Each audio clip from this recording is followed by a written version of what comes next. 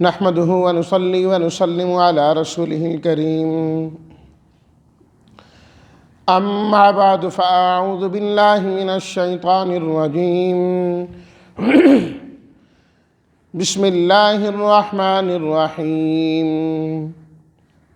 ولقد صدقكم الله وعده إذ تحسونهم بإذنه حتى إذا فشلتم وتنازعتم في الأمر وعصيتم من بعد ما أراكم ما تحبون منكم من يريد الدنيا ومنكم من يريد الآخرة ثم صرفكم عنهم ليبتليكم ولقد عفا عنكم والله ذو فضل على المؤمنين إذ تسعدون ولا تلوون على أحد والرسول يدعوكم في أخراكم فأثابكم غما بغم لكي لا تحزنوا على ما فاتكم ولا ما أصابكم والله خبير بما تعملون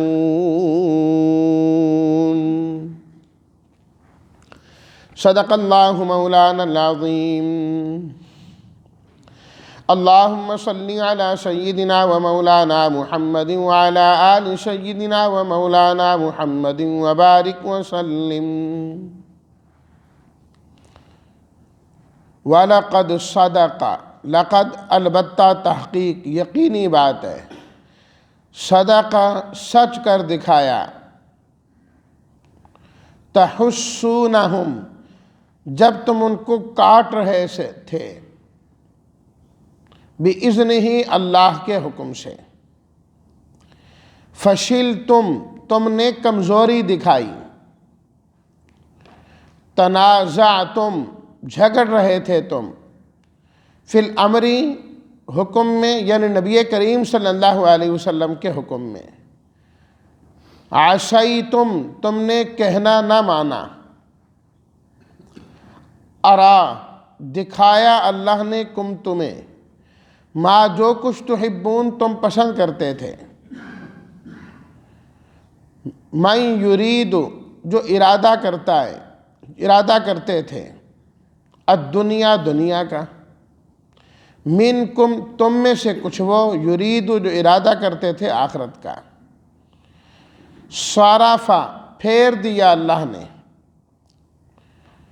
لیبتلیا تاکہ آزمائے تمہیں لقد البتہ تحقیق عفا معاف کر دیا عنکم اللہ نے تمہیں تسعدون اوپر چڑھنا یا دور جانا دونوں معنی اس کے ہوتے ہیں تلوونا متوجہ ہونا مڑ کے دیکھنا لا تلوونا نہیں مڑ کے دیکھ رہے تھے تم فی اخراکم اخرا دوسری جانب یعنی پیچھے سے اثابہ اس کا معنی ہے پہنچنا پہنچایا اللہ نے تحزنوا حزن سے غمگین فاتکم تمہارے ہاتھوں سے جو چلا جائے اصابہ جو تمہیں پہنچے ترجمہ وَلَقَدْ صَدَقَكُمُ اللَّهُ وَعْدَهُ البتہ اللہ تعالیٰ نے تمہیں اپنا وعدہ سچ کر کے دکھایا جب تم ان کو کاٹ رہے تھے اللہ کے حکم سے یہاں تک کہ جب تم نے خود کمزوری دکھائی اور تم جھگڑنے لگے نبی کریم صلی اللہ علیہ وسلم کے حکم میں اور تم نے کہا نہیں مانا بعد اس کے کہ اللہ نے تو تمہیں دکھا دی تھی وہ چیز جو تم پسند کرتے ہو منکم من یرید الدنیا تم میں سے بعض وہ تھے جو دنیا کا ارادہ کرتے تھے اور بعض وہ تھے جو آخرت کا ارادہ کرتے تھے پھر اللہ تعالیٰ نے تمہیں ان سے پھیر دیا تاکہ تمہاری آزمائش کرے اور پکی بات ہے کہ اللہ نے تمہیں معاف کر دیا اور اللہ تعالیٰ تو ایمان والوں پر فضل والے ہیں۔ یاد کرو جب تم چڑھتے جا رہے تھے اور دور ہوتے جا رہے تھے، وَلَا تَلْوُونَ عَلَىٰ أَحَدٍ، اور کسی پر متوجہ نہیں ہو رہے تھے، اور اللہ کے رسول تمہیں بلا رہے تھے تمہارے پیچھے سے، فَأَصَابَكُمْ غَمًّا بِغَمٍّ، پس اللہ تعالیٰ نے تمہیں پہنچایا غم ساتھ غم کے، یہ غم بدلے غم کے، تاکہ تم غم نہ کرو اس پر جو تمہارے ہاتھوں سے چلا جائے، اور نہ اس پر جو تمہیں آ پہنچے، اور جو تم عمل کرتے ہو اللہ اس کی خبر رکھنے والے ہیں۔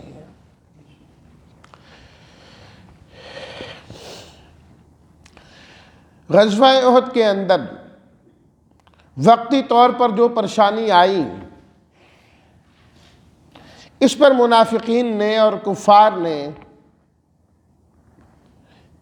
یہ اعتراض اٹھایا کہ دیکھو اگر تم سچے ہوتے تو اللہ تعالیٰ کی مدد تمہارے ساتھ ہوتی، تم کامیاب ہوتے۔ اور قرآن مجید میں اللہ تعالیٰ نے کتنی جگہ فرمایا کہ ہم ایمان والوں کی مدد کریں گے، تو وہ وعدہ کدھر گیا اللہ کی مدد والا؟ وہ وعدہ تو آیا کوئی نہیں۔ قرآن مجید میں جا بجا ہے کہ اللہ کا تم سے وعدہ ہے، وَكَانَ حَقًّا عَلَيْنَا نَصْرُ الْمُؤْمِنِينَ، ہماری ذمہ داری ہے کہ ہم ایمان والوں کی نصرت کریں گے اور مدد کریں گے۔ وہ وعدہ تو پھر پورا نہ ہوا نا۔ اللہ تعالیٰ نے اس کا جواب ان آیات میں دیا کہ وہ وعدہ پورا ہوا کیوں نہیں ہوا، اللہ نے پورا کیا ہے۔ وَلَقَدْ صَدَقَكُمُ اللَّهُ وَعْدَهُ إِذْ تَحُسُّونَهُم بِإِذْنِهِ، اللہ نے تو اپنا وعدہ سچ کر دکھایا، تم تو ان کو کاٹ رہے تھے اور جڑ سے ختم کر رہے تھے۔ بِإِذْنِهِ، فرمایا یہ جو تم قتل ان کو کر رہے تھے یہ بھی اللہ کا حکم تھا، اور اللہ کے حکم سے سب کچھ ہو رہا تھا۔ ابتدا میں جب قتال کا آغاز ہوا، جنگ کا آغاز ہوا، تو مسلمانوں کا پلہ بھاری رہا، اور مسلمانوں نے کافروں کو قتل کرنا شروع کیا۔ تقریباً 20 آدمی کافروں کے انہوں نے قتل کر دیے، اور کافر ڈر کے بھاگے وہاں سے کہ ہمارا آج بھی وہی حشر ہونے لگا ہے جو بدر میں ہمارا حشر ہوا تھا، ہماری تو آج خیر نہیں۔ اس موقع پر بھی 70 ہمارے مارے گئے اور 70 پکڑے بھی گئے۔ کہا آج تو ہم ہیں بھی زیادہ، تو یہ تو آج زیادہ مارے جائیں گے۔ کافر وہاں سے بھاگ گئے، میدان میں رہے ہی نہیں۔ جب وہ بھاگ گئے، اپنا اسلحہ چھوڑ کر، اپنا سامان چھوڑ کر، چیزیں چھوڑ کر، میدان خالی ہو گئے۔ اب اس کے بعد مسلمان مال غنیمت جمع کرنے لگے، کیا اب اس سامان کو جمع کر لیں جو ملا ہے۔ اتنے میں حضرت عبداللہ بن جبیر رضی اللہ تعالی عنہ کا جو دستہ تھا نا 50 تیر اندازوں کا، آپ علیہ الصلوۃ والتسلیمات نے اپنے عقب میں اپنے پیچھے جو مورچہ تھا نا، چھوٹی پہاڑی جو تھی، اس پر متعین کیا تھا حضرت عبداللہ بن جبیر رضی اللہ تعالیٰ عنہ کو کہ آپ 50 لوگوں نے اس مورچے پہ رہنا ہے، کچھ ہو جائے تم نے اس مورچے کو نہیں چھوڑنا۔ تو جب مال غنیمت جمع کرنے لگے تو اب وہ مورچے پر جو 50 یا 51 لوگ موجود ہیں، ان میں سے اکثریت نے کہا کہ اب تو جنگ ختم ہو گئی ہے، تو لہٰذا اب ہمیں نیچے جا کر ان کے ساتھ مدد کرنی چاہیے، ہم بھی مال جمع کرائیں اور جو دیگر کام ہیں ہم ان کے اندر شریک ہو جائیں۔ یہ کیا ہم اب یہیں بیٹھا رہیں؟ ہم نے تو یہاں بیٹھنا تھا جب تک جنگ جاری تھی، قتال جاری تھی۔ قتال ہو گیا ختم، کافر گئے بھاگ، اب جو مسلمان کام کر رہے ہیں ہمیں بھی ان کے ساتھ شریک ہونا چاہیے۔ حضرت عبداللہ بن جبیر رضی اللہ تعالیٰ عنہ نے فرمایا کہ نہیں، آپ علیہ الصلوۃ والتسلیمات نے فرمایا تھا کہ بس درہ نہیں چھوڑنا، یہ جگہ نہیں چھوڑنی، میں تو نہیں چھوڑوں گا۔ 50 آدمیوں میں سے 10 یا 11 آدمی وہاں رہ گئے اور باقی سارے نیچے اتر آئے۔ حضرت خالد ابن ولید رضی اللہ تعالیٰ عنہ جو اس وقت ابھی مسلمان نہیں ہوئے تھے، انہوں نے جب دیکھا کہ وہ جو عقب میں مورچہ ہے وہ خالی ہو چکا ہے، تو انہوں نے اپنے ساتھ 300 آدمیوں کو لیا اور اسی طرف سے چڑھائی شروع کر دی۔ اب اس مورچے پر صرف 10 آدمی تھے اور ادھر 300 آدمی تھے، اور پھر انہوں نے یک بارگی یکدم حملہ کیا۔ نتیجہ یہ ہوا کہ وہ شہید ہو گئے۔ جب جاتے ہوئے بھاگتے ہوئے کافروں نے یہ دیکھا کہ ہمارا لشکر پھر دوبارہ لڑائی میں آ گیا ہے، تو وہ بھاگتے ہوئے کافر بھی واپس آ گئے۔ اب ادھر سے وہ واپس آ گئے، ادھر سے یہ، اور مسلمان درمیان میں آ گئے دونوں جانب سے۔ اب گھمسان کی لڑائی شروع ہوئی اور اس میں سمجھ نہیں آ رہی تھی کہ کیا ہو رہا ہے، کہ تلوار چلاتے ہیں تو بسا اوقات اپنوں کو لگتی ہے، پاس تو وہی ہے نا، ادھر دونوں طرف سے وہ بھی ہیں۔ تو اس دوران جو ہے نا مسلمان شہید ہوئے، اور بڑے بڑے اکابر صحابہ کرام جو ہے اس کے اندر شہید ہو گئے۔ حضرت امیر حمزہ رضی اللہ تعالیٰ عنہ، حضرت مصعب بن عمیر رضی اللہ تعالیٰ عنہ، اور دیگر صحابہ کرام، اور نبی کریم صلی اللہ علیہ وسلم خود زخمی ہو گئے۔ تو اب صحابہ کرام رضوان اللہ تعالیٰ علیہم اجمعین جو تھے، اب یکدم وہ تو تیار نہیں، کسی کے ہاتھ میں کچھ ہے اور کسی کے ہاتھ میں کچھ نہیں، تو لازماً وہ بھی دائیں بائیں ہونے لگے، کوئی ادھر جا رہا ہے، کوئی ادھر جا رہا ہے، کوئی پلٹنے لگا ہے، حتیٰ کہ صورتحال یہ ہوئی کہ حضرت نبی کریم صلی اللہ علیہ وسلم کے ساتھ چند آدمی، 10-12 آدمی باقی رہ گئے، اور آپ علیہ الصلوۃ والتسلیم، اور اصل خبر تو یہ مشہور کی جا رہی تھی کہ آپ علیہ الصلوۃ والتسلیمات شہید ہو گئے، آپ شہید ہو گئے۔ منافقین اس خبر کو خوب اچھال رہے ہیں۔ اللہ اکبر۔ آپ علیہ الصلوۃ والتسلیمات نے آواز بھی دی، الیہ یا عباد اللہ، اے اللہ کے بندو میں ادھر ہوں، ادھر آ جاؤں، لیکن وہ آواز ان تک نہیں پہنچ رہی تھی۔ تو حضرت کعب بن مالک رضی اللہ تعالیٰ عنہ جو بلند آواز تھے، انہوں نے اونچی اور بلند آواز سے کہا، اللہ کے بندے کدھر جا رہے ہو؟ اللہ کے رسول صلی اللہ علیہ وسلم تمہیں بلا رہے ہیں، ادھر کھڑے ہوئے ہیں۔ جب یہ آواز ان کے کانوں تک پہنچی تو وہ دوبارہ پلٹے، پھر دوبارہ جو ہے وہ جمع ہو گئے۔ اللہ اکبر۔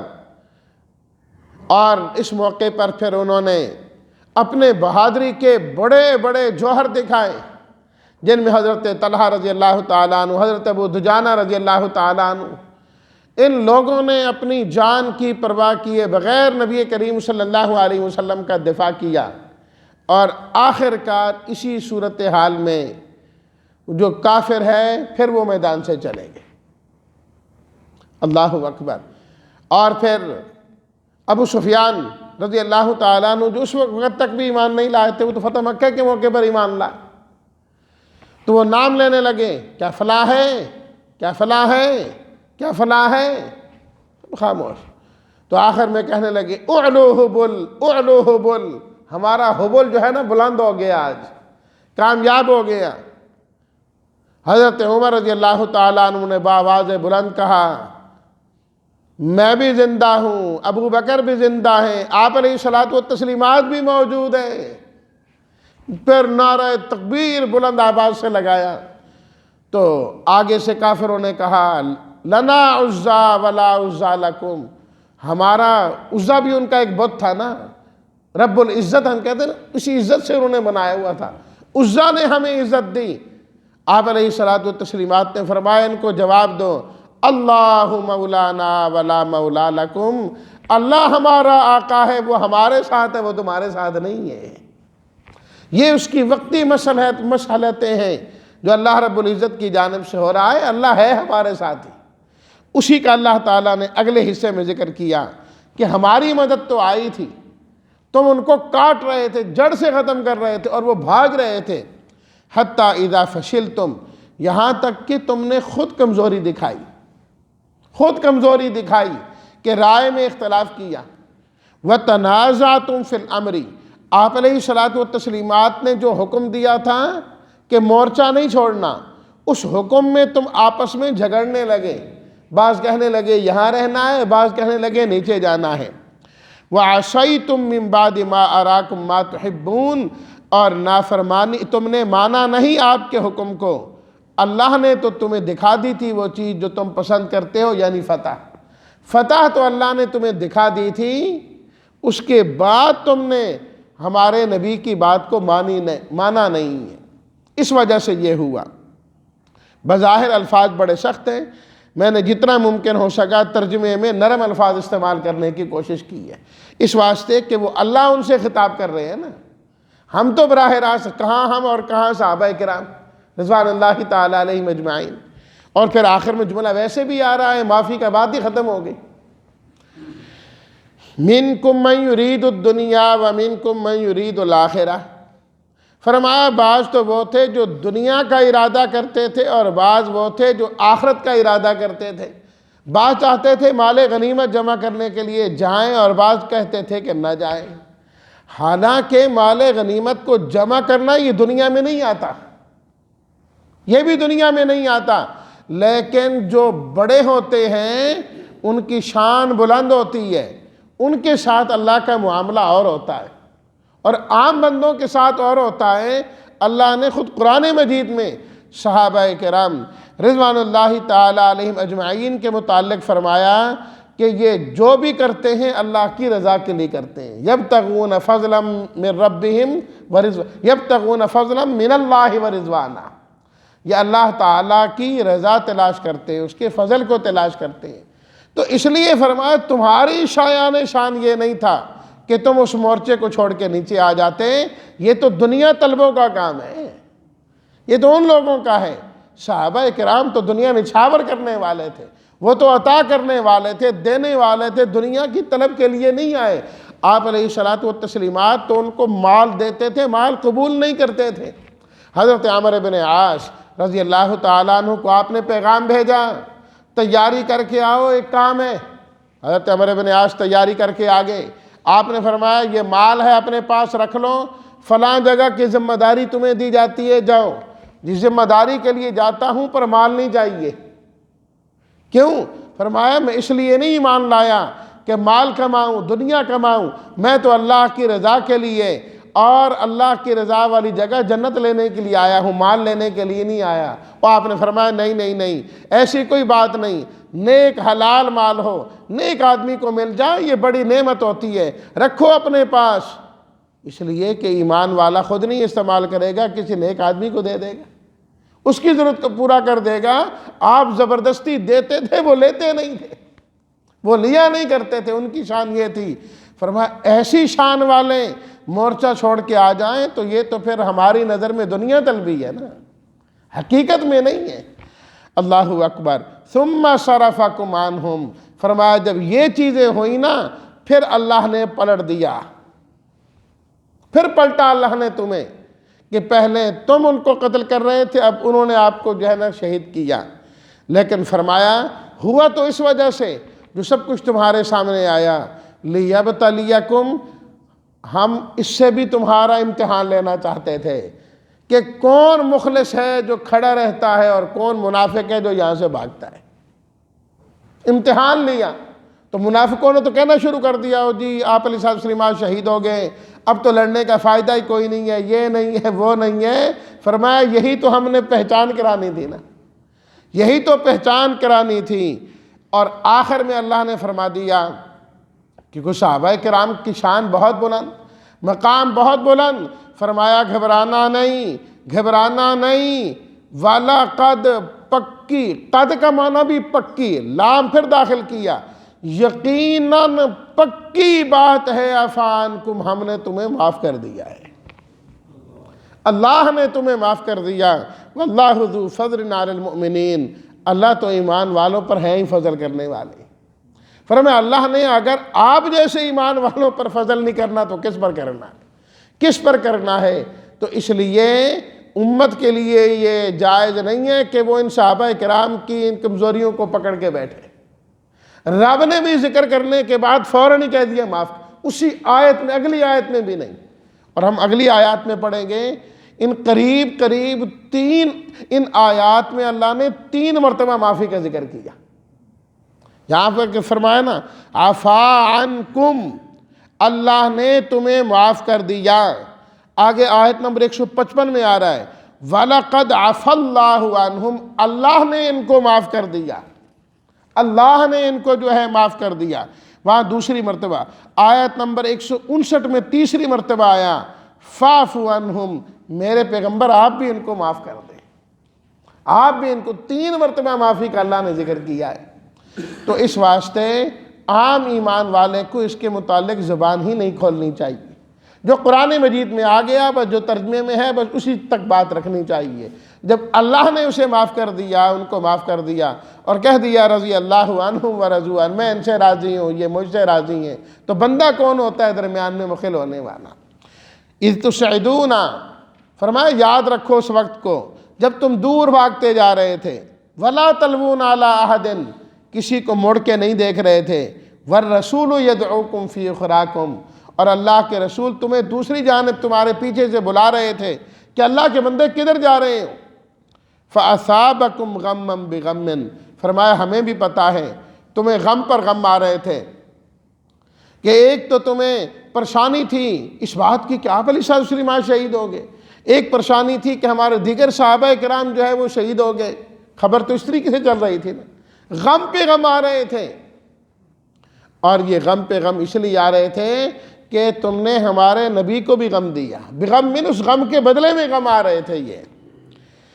لیکن پھر دوبارہ وہی فرمایا کہ ہم نے اس کو امتحان بنا دیا، لِكَيْ لَا تَحْزَنُوا عَلَى مَا فَاتَكُمْ، ہم تمہیں یہ سکھانا چاہتے تھے کہ کبھی تمہارے ہاتھ سے کچھ چلا جائے یا کوئی مصیبت آن پہنچے، تم استقلال کے ساتھ اپنی جگہ میں کھڑے ہونے والے بن جاؤ، حالات کسی طریقے سے بھی ہوں تم نے ٹھہرنا ہے ایک جگہ میں۔ فرمایا یہ سکھانے کے لیے ہم نے یہ سارے حالات پیدا کیے۔ اور ایسے ہی ہوا نا، جب آپ علیہ الصلوۃ والسلام کی وفات ہوئی اور آپ کا انتقال ہوا تو اس وقت غم کا ایک پورا عالم تھا مدینہ منورہ میں خاص طور پر، تو فرمایا ہم نے پہلے تمہیں ان حالات سے گزار دیا تھا آپ علیہ الصلوۃ والسلام کی موجودگی میں، تاکہ جب آپ کا انتقال ہو تو اس وقت یہ پریشانیاں اور یہ چیزیں سامنے نہ آئیں۔ واللہ خبیر بما تعملون، فرمایا جو بھی تم عمل کرو اللہ اس کی خبر رکھنے والے ہیں، اللہ اس کی خبر رکھنے والے ہیں۔ تو فرمایا اللہ اپنے وعدے ضرور پورے کرتے ہیں، اللہ اپنے وعدے ضرور پورے کرتے ہیں، اور اللہ نے کیا ہے۔ اگر ایمان والوں کی جانب سے کچھ کمی ہو جائے تو اس کے نتائج الگ ہیں، وہ وعدے کی خلاف ورزی نہیں ہے۔ اللہ کا وعدہ تو تب ہے جب اللہ کے حکموں کے مطابق انسان چلے تو اللہ اپنا وعدہ ضرور پورا کرتے ہیں۔ اللہ تعالی ہم سب کو ایمان پر چلنے کی اور ایمان کے جتنے تقاضے ہیں انہیں پورا کرنے کی توفیق عطا فرمائے۔ وآخر دعوانا ان الحمد للہ رب العالمین۔